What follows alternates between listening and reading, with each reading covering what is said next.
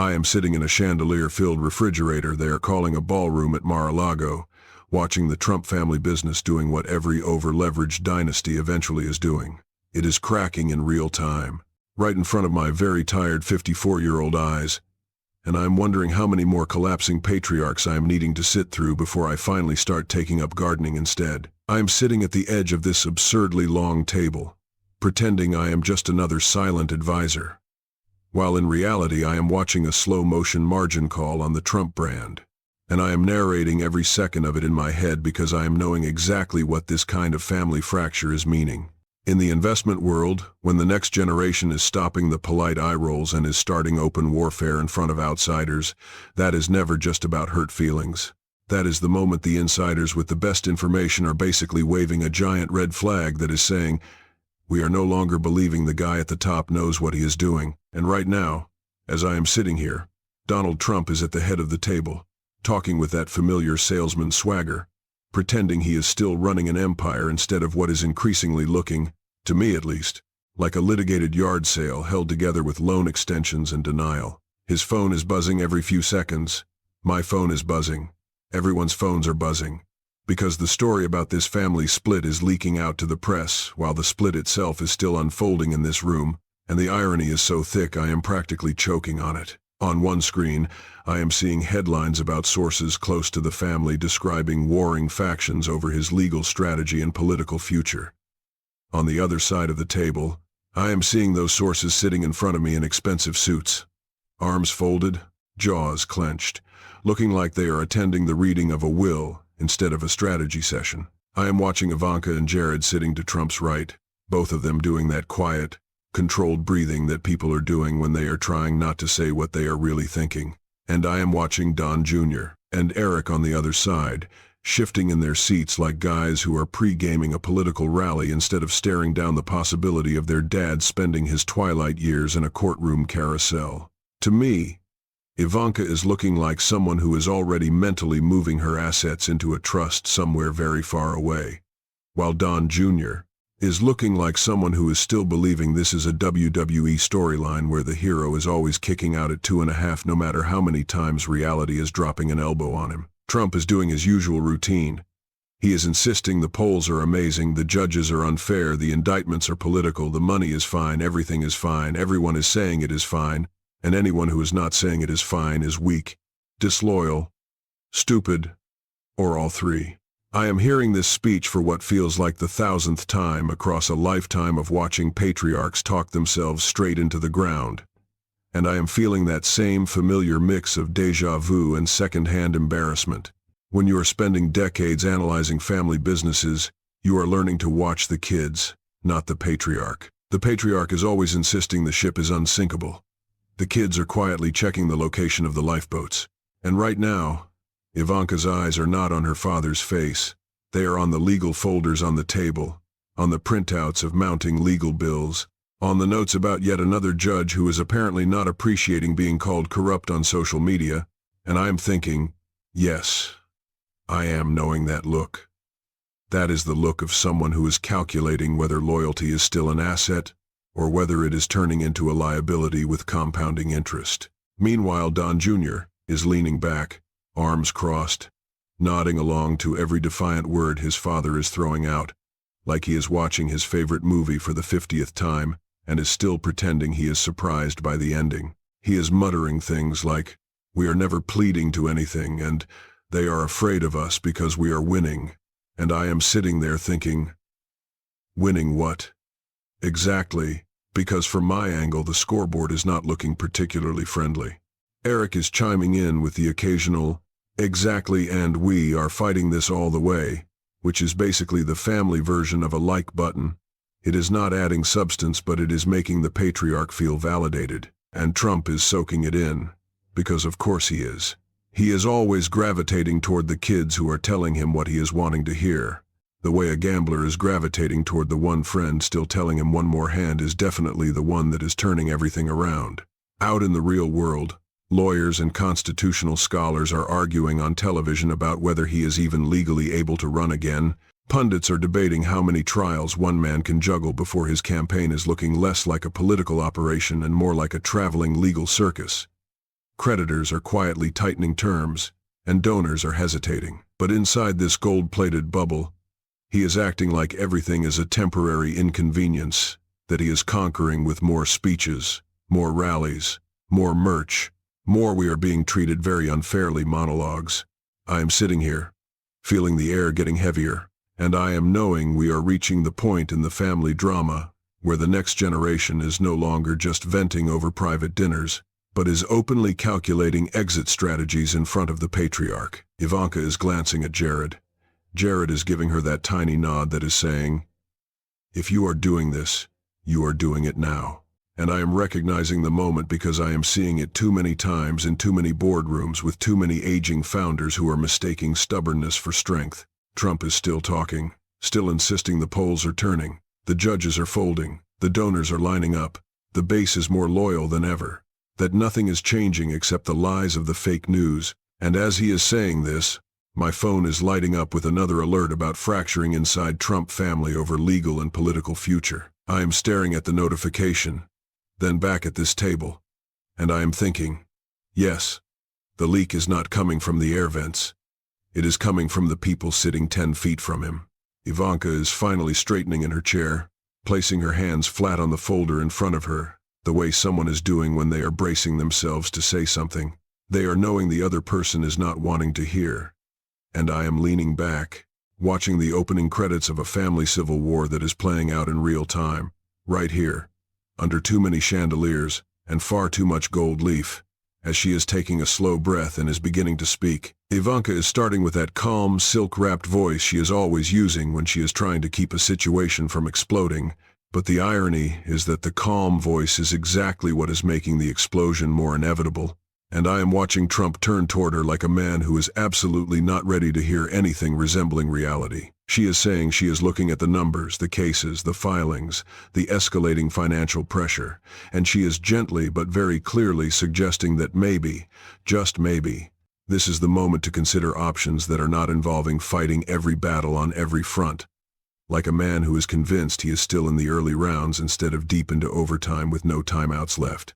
Trump is staring at her with that tightened lips look he is using whenever someone is saying something that is not matching the script running in his head, and I can practically hear the gears grinding as he is preparing the counterattack. She is talking about protecting the family brand, the grandchildren, the long-term interests, and Trump is barely letting her get through the sentence before he is cutting in with, "We are not talking about quitting," in that tone he is using when he is trying to convert disagreement into weakness.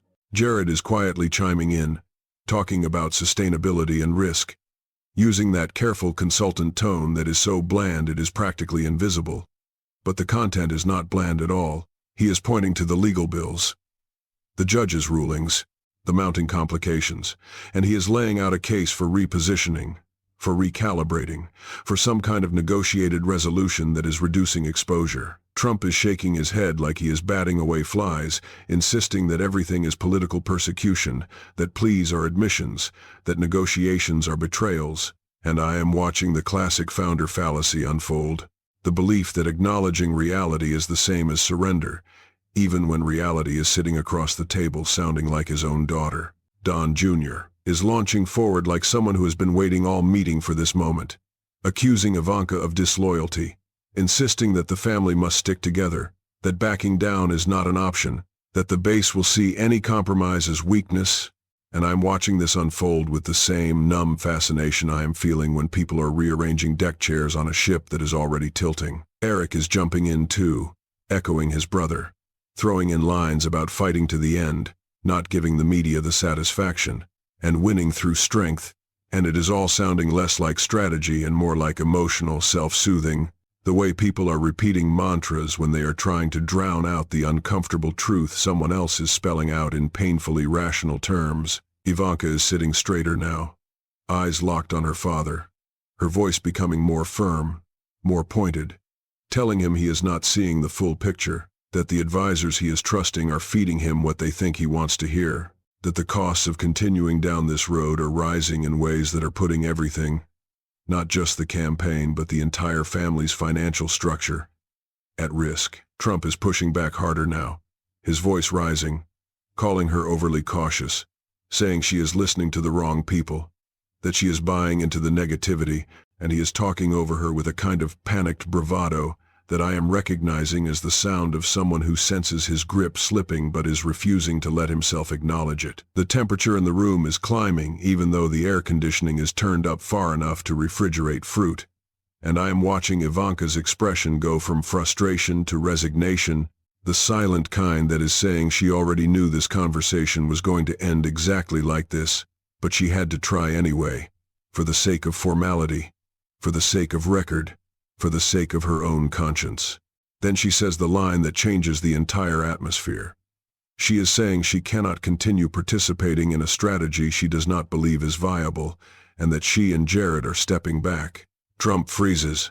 Don Jr. snaps his head toward her like he is hearing a psychic prophecy.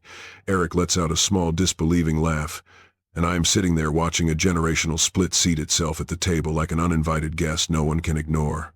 Jared is adding that they will handle communications through legal channels going forward, that they will separate their business interests for protection, and Trump's jaw tightens in a way I am seeing only a few times.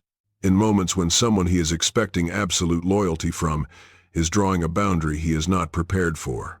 Don Jr. is outright erupting now, accusing her of abandoning the family at the hardest moment, of running away, of choosing reputation over loyalty, throwing out phrases that sound scripted from a cable news argument, and Ivanka is just sitting there, letting him burn through the outrage without giving him the emotional payoff of reacting. Trump is looking back and forth between them, his face shifting through denial, anger, disbelief, and some faint flicker of fear that he is burying under louder bluster. He is insisting she is misunderstanding everything, that things are turning around, that the judges are folding, that the polls are rising, that the donors are coming back, but the words are not landing anymore because the mood has shifted, and the protective aura he has relied on for years is thinning before my eyes. The room goes quiet in that heavy, suffocating way that is marking the moment when everyone realizes the break is real. Not rhetorical, not a negotiation tactic, but an actual decision made days or weeks ago that is only being spoken aloud now because the situation has deteriorated to a point where pretending is no longer an option. Ivanka is pushing her chair back. Jared is gathering the files, and I am watching Trump watching them.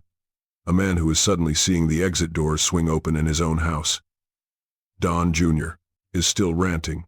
Eric is muttering under his breath about betrayal, and Trump is sitting stiffly as if any movement will make the break permanent, as if staying still can glue the moment back together.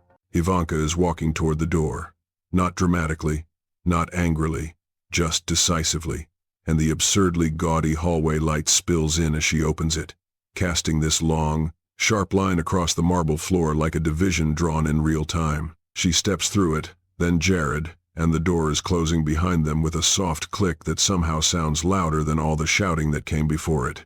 Trump is staring at the door, breathing hard, absorbing the reality that his carefully curated image of family unity is not just cracking but splintering, and I am sitting here with that familiar sinking recognition that this is the point in the family business cycle where the fractures spread faster than the patriarch can contain them. And just as that recognition settles, Trump finally exhales, grips the table, and says in a low voice that is trying too hard to sound strong, "We are moving on." But even before he is finishing the sentence, I am hearing footsteps in the hallway and the muffled sound of staff whispering about leaks hitting the news cycle in real time. Which is how I am knowing the pause is only temporary and the real break is just beginning. The hallway is still buzzing with half-whispered panic when Trump is straightening himself in his chair like a man who is trying to reassemble authority from loose parts scattered across the floor, and I am watching him insist, again, that everything is fine, that Ivanka is simply emotional, that she is overreacting, that this doesn't change anything.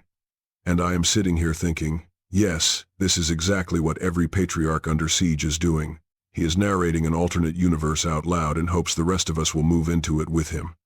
Don Jr. is pacing now, muttering about betrayal, firing off messages, probably already crafting some grand monologue in his head that he is planning to deliver to a camera somewhere, and Eric is sitting with his arms crossed, staring at the door as if Ivanka might come back and apologize for breaking the unified front they all spent years pretending was effortless.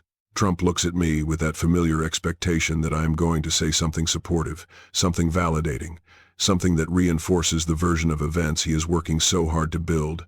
But I am not giving him anything. I am just watching, listening, observing, the way I am doing for nearly a century of these dynastic implosions, and the silence is making him uneasy because silence is the one thing he cannot spin. He is clearing his throat, adjusting papers he is not reading, pretending the agenda is still salvageable, but the tension in the room is thick enough to carve into slices and hand out on gold-rimmed plates. When the advisors begin trickling back into the room, they are walking in with the nervous shuffle of people who are realizing the family narrative has changed, and changed publicly. They are glancing between Trump and the empty seats Ivanka and Jared left behind, and they are trying to gauge which way the wind is blowing. But the wind is blowing in circles. Trump is snapping into performance mode, saying they are forging ahead, that the campaign is stronger than ever, that nothing has changed. But the advisors are giving that polite half-nod that professionals are giving when they know something absolutely has changed, but they are still calculating the safest facial expression. And while Trump is talking, one of the aides' phones lights up with a notification so bright, it accidentally illuminates the tension like a spotlight. The story has already hit the major outlets, and the push alerts are saying exactly what just happened. Family split, fracturing, disagreement over legal strategy, Ivanka stepping away. Don Jr. sees it and immediately erupts, accusing the media of making things up, of twisting the truth, of trying to divide the family, and he is ranting with enough volume that I am convinced the staff in the next room is hearing every word. Trump is scowling, reaching for his own phone, reading the headline with visible irritation, but also with that unmistakable flicker of recognition that his family's disagreements have now migrated from whispers to public record. The advisors are shifting uncomfortably, and one of them timidly suggests drafting a statement. Something simple, something that frames this as Ivanka focusing on her children, on her private life, on other priorities. Trump waves that off, insisting it is unnecessary, that it is all exaggerated, and that Ivanka is simply taking a breather. Don Jr. mutters that she is taking more than a breather, and Trump gives him a sharp look. The kind that is reminding everyone that he hates hearing dissent, even when it is coming from his own most loyal son. That is the thing about these moments. The patriarch is leaning on loyalty as a shield, while the cracks in the shield are widening, and everyone in the room is pretending not to notice. I am watching the advisors talk around the problem like people who are sidestepping a puddle they know is much deeper than it looks. They are proposing communications plans, press outreach, rapid responses, donor reassurance calls, and Trump is nodding in that distracted way he is nodding when his mind is running in a very different direction.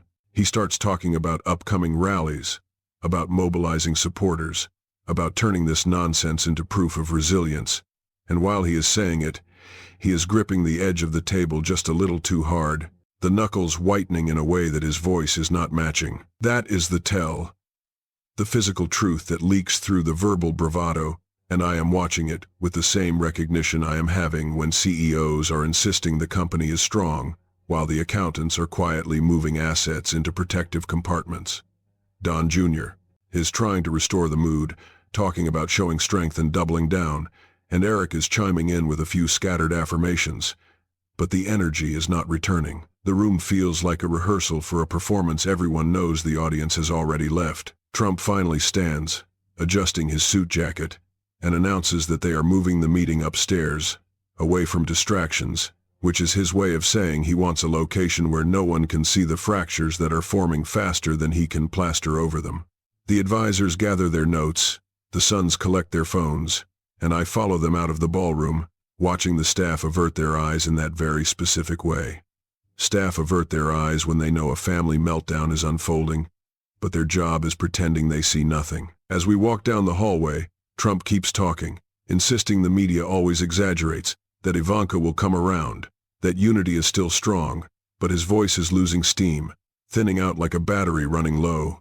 We reach the elevator, and as the doors slide closed, the last thing I hear from the hallway is two staffers whispering, quiet, cautious, but unmistakably aware. Something major has shifted, and as the elevator begins rising, Trump is staring straight ahead with that distant expression he gets when the world is refusing to align with the version he prefers. And I am standing beside him, watching the facade strain under the weight of reality that is climbing floor by floor alongside us. To be continued tomorrow.